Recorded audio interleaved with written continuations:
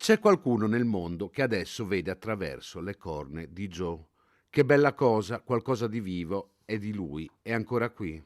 Queste le commosse parole di Elena Pasco, la madre di Giordano Sanginiti, il 21enne morto in un incidente stradale lungo la regionale 308 del Santo lo scorso 4 febbraio, apprendendo che la donazione delle corne del figlio è andata a buon fine.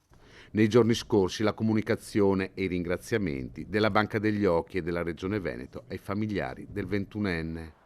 Dopo l'incidente, infatti, i genitori avevano scelto di donare gli organi del figlio.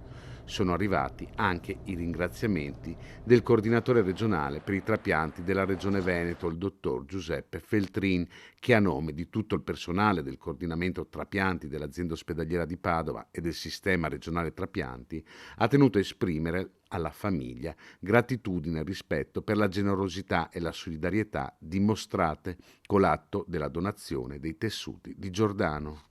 Le indagini sulla morte del giovane sono ancora in corso e la procura padovana ha aperto un fascicolo per omicidio stradale, indagando 2 funzionari di Veneto Strade, l'ente gestore della strada.